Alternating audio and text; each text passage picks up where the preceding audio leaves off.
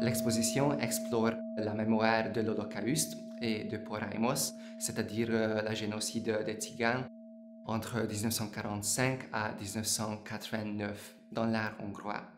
C'était une époque quand le mot Porajmos n'existait pas encore et le mot Holocauste n'était pas encore communément utilisé. Ce sont des œuvres ultérieures à l'Holocauste. Elles ne la documentent pas, mais portent un regard critique sur ces événements tragiques. Les premières œuvres de 1945 à 1948 respirent l'air relativement libre de l'après-guerre et portent souvent les traces récentes laissées par l'expérience personnelle de l'Holocauste. La majorité des œuvres exposées ont été créées après la prise du pouvoir communiste en 1948, dans une période où la politique officielle de la mémoire mettait l'accent sur la lutte contre le fascisme et ses héros et ses martyrs, négligeant volontairement les origines juives ou tziganes des victimes. Jusqu'au changement de régime en 1989, de nombreux monuments et plaques commémoratives portaient l'empreinte de cette politique de la mémoire en Hongrie.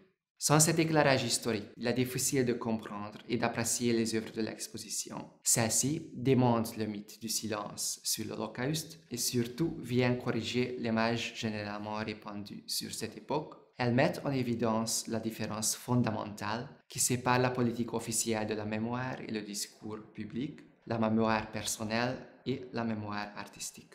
La sélection réserve une place de choix aux œuvres critiques qui ont osé rompre le silence, ouvrant ainsi le chemin vers un discours artistique sur l'Holocauste.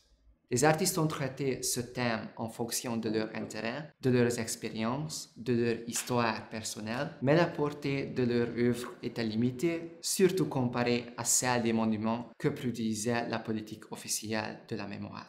Outre ces œuvres d'art, l'exposition propose également des films et des romans considérés comme des œuvres charnières de la mémoire de l'Holocauste.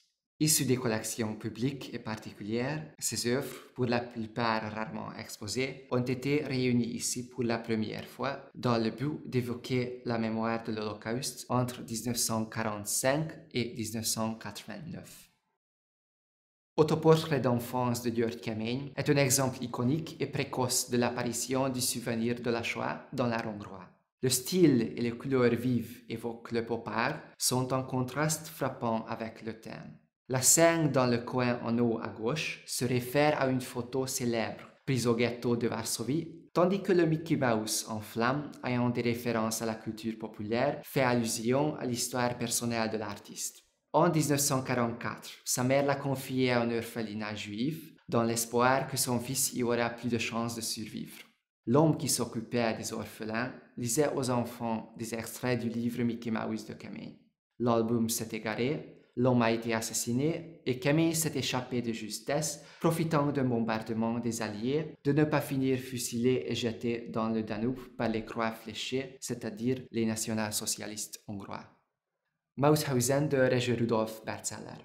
La première version en terre cuite de l'œuvre en 1958 aurait été créée pour le concours de monuments hongrois prévu pour Mauthausen. Le projet de Berzeller avait peu de chances pour aboutir car les autorités voulaient mettre en avant la lutte contre le fascisme au détriment des victimes juives. C'était Agamemnon Makris qui a gagné le concours de 1959. Selon le jury, son principale vertu était de représenter, je cite, les traits positifs de la lutte antifasciste. L'œuvre de Berzeller ne pouvait satisfaire les exigences bien particulières de la politique de souvenir officielle. L'exposition La Shoah les arts, histoire hongroise de 1945 à 1989 sera ouverte jusqu'au 24 mai à l'Institut hongrois.